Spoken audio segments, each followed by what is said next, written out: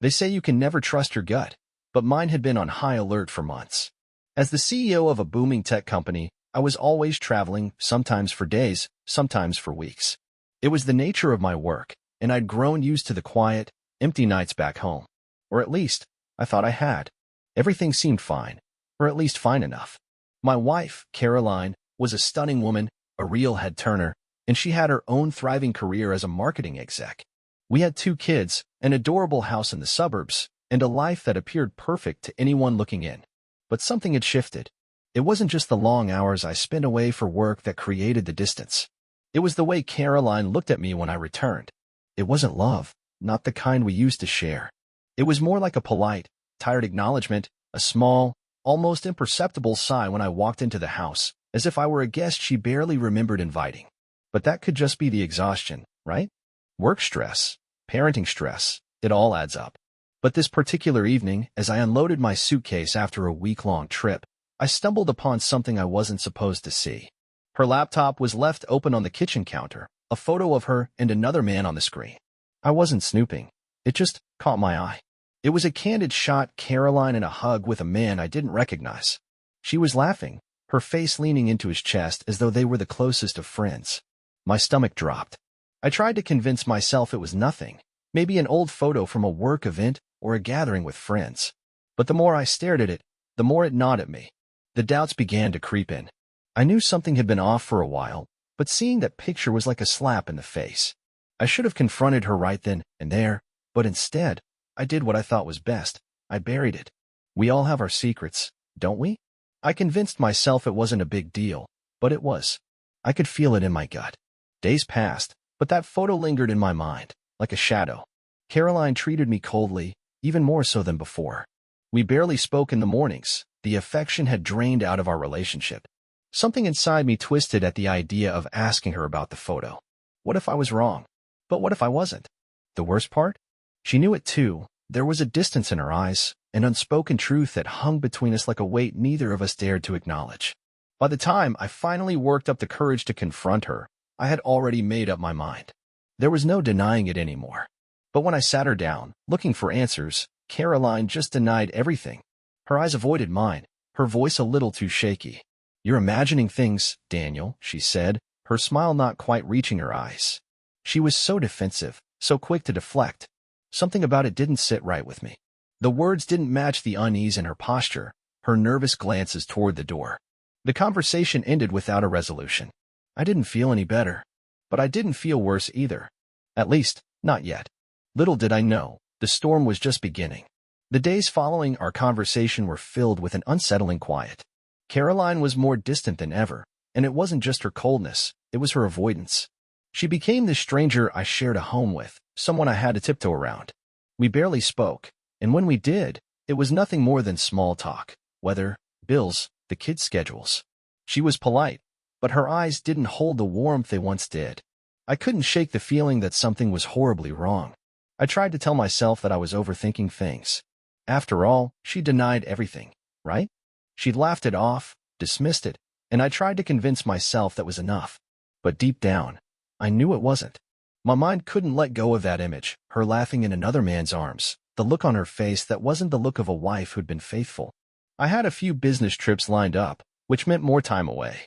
But instead of the usual mix of frustration and relief, I felt only a deep, gnawing anxiety. What was going on at home when I wasn't there? Was she seeing him again? The thought crept into my mind more and more, a constant companion during my long hours in the office or stuck in hotel rooms. I tried to distract myself, work, email, the few friends I had left, but everything felt hollow. I couldn't focus, not when my mind kept returning to that picture, to the way Caroline had looked at me when she denied everything. I knew I was being pushed into a corner, and I couldn't sit there and wait for the inevitable any longer. Something had to give. I came back early one afternoon, determined to get to the bottom of this. I knew I'd been avoiding it, letting my fears simmer and fester, but I couldn't ignore the elephant in the room any longer. When I walked through the front door, there was this quiet emptiness to the house, like it was waiting for something to break. Caroline wasn't in the living room, or the kitchen, or the kids' rooms. I found her sitting alone in our bedroom, looking at something on her phone. The second I entered, she looked up, and I saw it in her eyes, a flicker of panic. It was subtle, but it was there, and it sent a chill through me. "Hey," I said, trying to keep my voice steady, but it came out almost like a whisper. I couldn't help it. I was nervous. Nervous because I knew the truth was out there, somewhere. "We need to talk." She put the phone down quickly, but the way she did it, the urgency, the unease, was telling.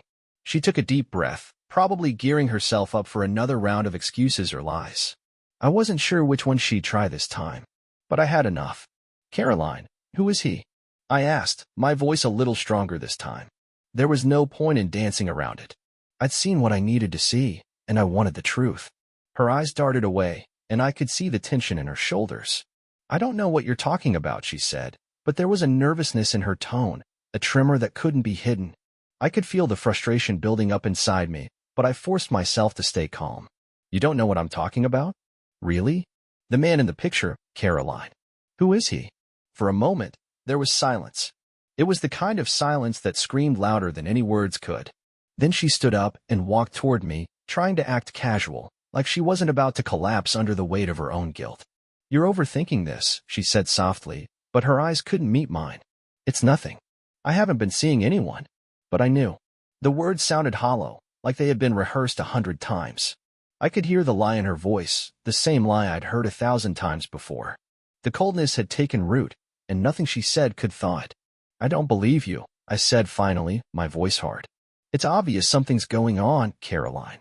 I just need you to tell me the truth. Are you seeing him? Is that why you've been so distant lately?" I could feel my heart racing, my chest tight with anxiety.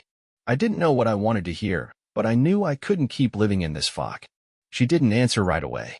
Instead, she stared at me for a long, painful moment, her eyes filled with regret.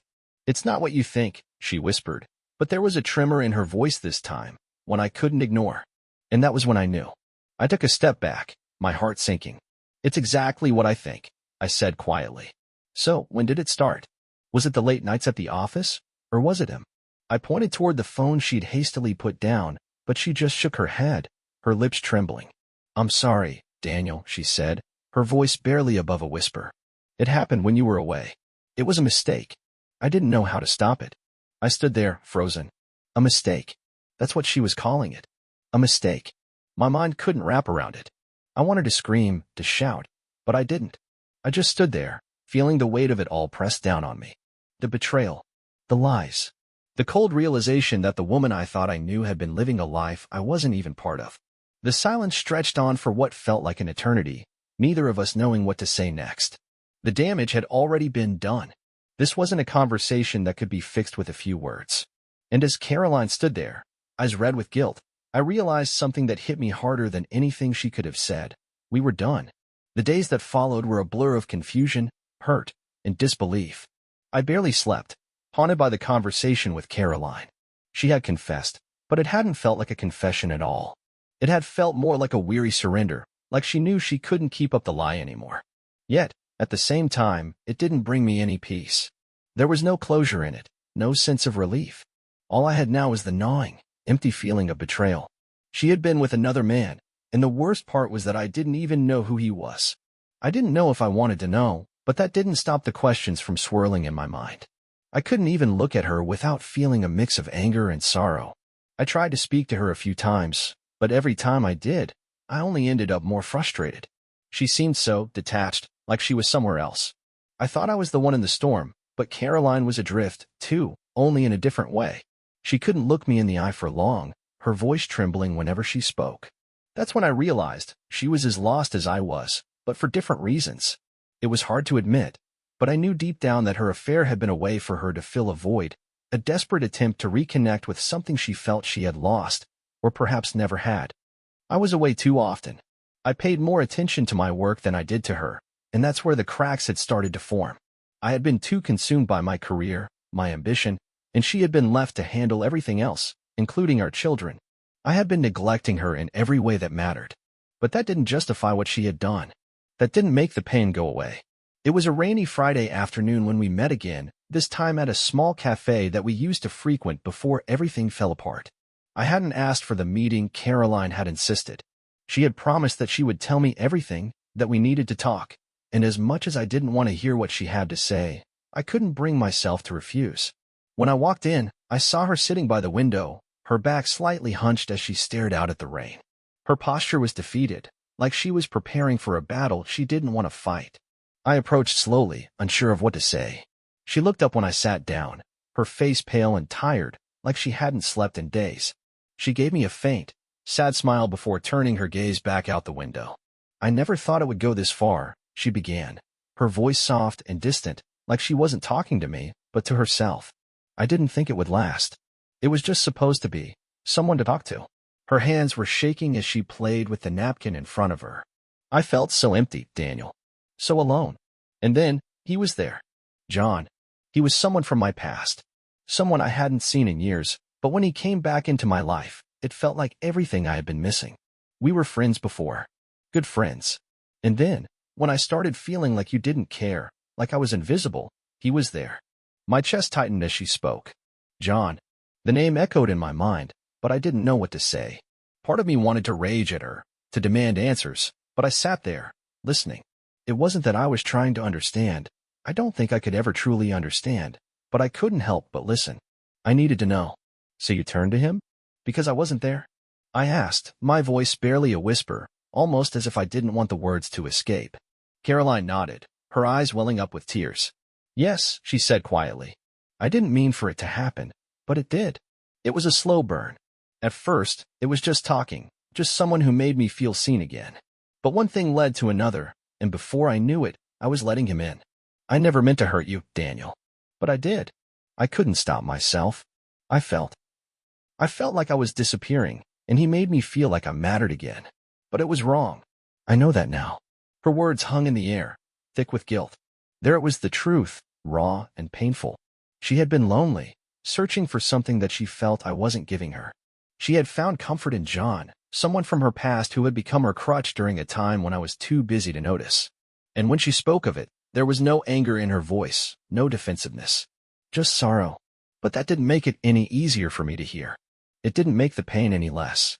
"And now?" I asked, my voice strained. "What happens now, Caroline? What do we do with this?" She looked at me then, really looked at me, and I saw it, the guilt, the regret, the sorrow. "I don't know," she whispered. "I don't think I can fix this. I've hurt you beyond words, and I can't take that back. I never meant for any of this to happen, but I don't know how to make things right. I don't know if I can." It was then that I realized something I didn't want to admit, but deep down, I knew. Our marriage was over. This wasn't something that could be repaired with a few heartfelt apologies or a promise to do better. The cracks had become too deep, and no amount of patchwork could cover them up. As much as I still loved her, I couldn't ignore the fact that she had stepped outside of our marriage, that she had found solace in someone else's arms. And that realization hit me harder than anything else she had said. I was never going to be able to trust her the way I used to. We would never be the same. I stood up, my heart heavy, and walked out of the cafe without saying another word. Caroline didn't try to stop me. She didn't call my name or chase after me. She knew, just as I did, that there was nothing left to say. The damage had been done, and it was time for both of us to move on, no matter how hard it would be. The decision to end things wasn't easy. In fact, it was the hardest thing I had ever done. I still loved Caroline, or at least the version of her I used to know, the one who would laugh with me late into the night and share our hopes and dreams. But somewhere along the way, we had lost each other. The emptiness she felt, the disconnection I felt, it all built up over time, and eventually that emptiness had driven her into the arms of another man. And now, as I sat there on the couch, trying to process everything, I knew the inevitable had come. Divorce wasn't just an option, it was the only option. The kids were the hardest part. Sarah and Jake, they didn't deserve any of this. Their world was about to be turned upside down, and that was the part that hurt the most. But I had to keep my head straight. For them. I couldn't let my own heartbreak show too much. I had to figure out how to navigate this mess without dragging them through every emotional breakdown. Caroline and I agreed on the basics of the separation, the house, the custody arrangement. We hadn't discussed anything in depth yet, but I could see in her eyes that we were both just trying to make it as easy as possible, even though it wasn't going to be easy for either of us. A week later, after the first few awkward conversations about logistics and the kids, Caroline and I met again, this time for lunch. I didn't know why we were doing this, but it felt necessary. Maybe it was the silence that had been too loud in our home. Or maybe it was just an attempt to try to make sense of everything. The tension between us had settled into an uneasy truce. We were both doing what we had to do, but neither of us was under any illusions that we were still a family. She sat across from me, eyes tired but still full of that same warmth I remembered, and for a second, I wondered if we could have ever made it work, if we could have fixed things. But I knew better. "Daniel," she began, her voice soft, "I've been thinking a lot. I don't want to keep running away from the truth anymore. I think you deserve to know everything." I froze, my fork halfway to my mouth. She was looking at me with an intensity that I hadn't seen in months, and my mind raced. What more could she possibly have to say? Hadn't she already confessed everything? "It wasn't just an affair, you know," she said, her voice almost a whisper now, the words tumbling out in a rush. "John, he wasn't just some random guy. He was someone I knew a long time ago, back when I was younger. We lost touch, and then he came back into my life when I was feeling lost. I didn't know how to cope with the emptiness, Daniel. I didn't know how to deal with the fact that you were always gone, that you were so caught up in your work, and I felt like I was fading away." I sat back, my heart pounding. I had known it was bad, but hearing her say it like this, so openly, so painfully, hit me in a way I hadn't expected. She was right. I had been absent. I had been so wrapped up in my own ambitions, in the constant hustle of work, that I had neglected the one person who needed me the most. Caroline wasn't blameless, but I couldn't deny that I had failed her in ways I hadn't even realized until now. "I never thought it would go this far," Caroline continued, her hands trembling as she picked at her napkin. "I didn't want it to. I told myself I'd end it before it became something real, before it hurt anyone, especially you. But I couldn't. I couldn't stop myself." Her eyes were filled with regret, and for the first time in a long while, I saw the woman I had married, the one who had once been full of life and laughter. But that woman was gone, and she wasn't coming back. I took a deep breath, trying to keep my emotions in check. "So what does this mean, Caroline?" I asked, my voice hoarse. "You're telling me this wasn't just some one-off mistake? You're telling me that you actually had feelings for him?" My mind was spinning, the words echoing in my ears as I tried to make sense of it all. She nodded slowly, her eyes filled with a sadness that matched my own. "Yes, I didn't mean for it to happen, but I couldn't help it. He was there for me when I needed someone. I didn't know how to handle everything on my own, Daniel. I didn't know how to deal with the loneliness, the isolation, and I guess I thought I could find something real again." I sat there, the weight of her words pressing down on me. I couldn't believe it. I had been so blind, so wrapped up in my own world that I hadn't seen what was happening in hers. But hearing it now, hearing her admit it, it was too much, too painful. And yet, there was something in her words that cut through the anger, something raw and honest that I hadn't expected. Caroline wasn't a villain. She was just a woman who had lost her way, who had felt unloved and unseen, and in a moment of weakness, she had sought solace in someone who wasn't me. I closed my eyes for a moment, letting her words sink in. "And now?" I asked, my voice barely above a whisper. "What happens now, Caroline?" She looked at me, her eyes brimming with tears. "I don't know. I don't think we can fix this, Daniel. I don't think we can go back to what we had.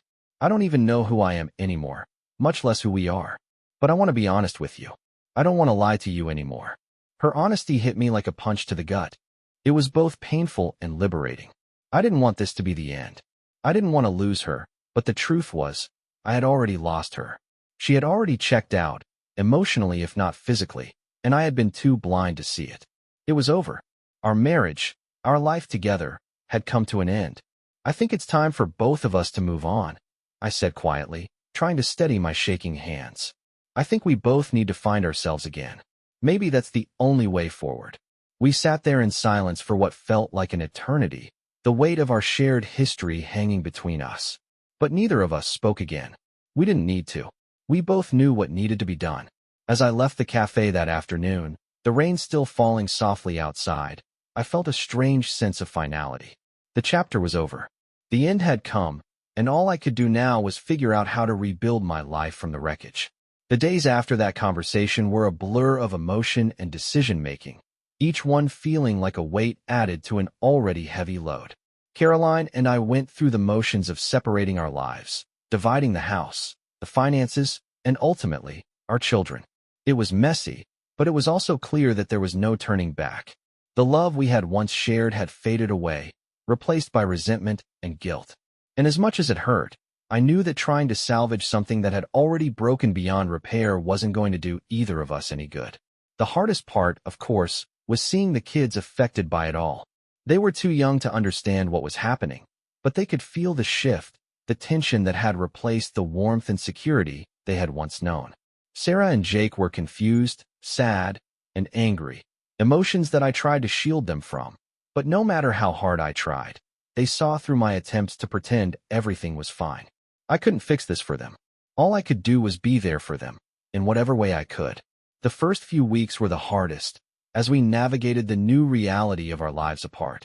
Caroline and I spoke only when necessary, our interactions cold and brief, though we tried to maintain a sense of civility for the kids. She moved into an apartment downtown, not far from the house, and I stayed in the home we had built together, trying to create some semblance of normalcy for Sarah and Jake. The house felt different now, empty, hollow, and no amount of rearranging furniture or cleaning up could fill the void that Caroline's absence had left behind. It was as if a part of me had been erased, like a puzzle missing its most important piece. But in the midst of all the pain, something unexpected happened. As I adjusted to life as a single father, I started to realize just how much I had neglected myself in the years leading up to our separation. I had poured everything into my career, into making sure the bills were paid and that we lived comfortably. But in doing so, I had abandoned the things that mattered, my own well-being, my connection with Caroline, and, in a way, my children. Now that they were in my care full-time, I couldn't ignore how much they needed me. I couldn't ignore how much I needed to be there for them, not just physically, but emotionally. I started to spend more time with Sarah and Jake, taking them to their activities, helping with homework, and simply being present in ways I hadn't been before. It wasn't easy, and there were moments when I felt overwhelmed, when I questioned whether I was doing enough. But with each passing day, I began to find small pockets of joy in their laughter, in the way their faces lit up when we played board games or went for a walk. They were my constant reminder that life, despite all its messiness, was still worth living. And slowly, I began to rebuild myself, not just for them, but for me too. I went back to the gym, something I had abandoned years ago, and I took up old hobbies I had forgotten about. I started reading again, not for work, but for pleasure. It was a strange and bittersweet process, learning to live again, to find myself outside of my marriage and the roles I had played in it. Meanwhile, Caroline seemed to be doing the same. She threw herself into her work, just as she always had, but I could tell there was something missing in her life, too. The brief moments we shared when we discussed the kids or passed each other in the hallway of the house were always tinged with sadness, with regret. She had her own version of the story, and while I couldn't bring myself to feel sympathy for her, I couldn't deny that she was also struggling. We had both lost something, something that couldn't be replaced. The life we had built together was gone, and in its place was a fractured version of who we used to be. A few months after the separation, Caroline reached out to me. She wanted to meet for lunch, to talk about the kids and how things were going. At first, I hesitated. I didn't know if I was ready for another one of those heart-wrenching conversations. But I agreed. We met at a small cafe near the kids' school, and for the first time in what felt like forever, we sat down together without the heavy tension between us. The conversation was casual at first, small talk about the kids' progress in school, what activities they were involved in, but it quickly turned more serious. Caroline admitted that she had been struggling with the idea of being alone, and that she had been seeing someone else. Her face was pale, her eyes tired, but there was a level of honesty in her voice that I hadn't heard before. "I never thought I could move on so quickly," she said, her voice barely a whisper. "But I did, and it was easier than I expected. But now, I'm not sure if that's what I really want. I don't think I love him the way I thought I did. I was just trying to fill a void. I thought that if I could just be with someone, I'd feel better, but it hasn't worked. It's all been a distraction." I sat there, listening to her words, and a strange sense of relief washed over me. It wasn't that I was happy she was struggling, but there was a small part of me that had feared she had found true happiness with someone else. But hearing her say that the relationship had been a temporary escape, a way to avoid the loneliness, made me realize something. Maybe she hadn't truly loved him after all. Maybe, deep down, She was just as lost as I had been. I'm sorry for everything, Daniel, Caroline said, her voice breaking. I never wanted to hurt you. I didn't mean for any of this to happen, but it did. I don't know where we go from here, but I wanted you to know that I'm not happy with the choices I made. I didn't know what to say. I didn't want to comfort her. I didn't want to offer her forgiveness just yet. But I could tell she was being honest, and for the first time in a long time, I saw the person I had once loved, vulnerable and broken. It was in that moment that I realized something else. We had both been broken for a long time, and maybe that was why we couldn't make it work. We were two people who had lost themselves, and instead of finding each other again, we had drifted apart. It was painful to accept, but it was also freeing. Our relationship had been a casualty of our own neglect. As we left the cafe, the weight of it all didn't feel as heavy as it once had. I still had a long way to go in moving on, but I knew one thing for sure. This was the turning point.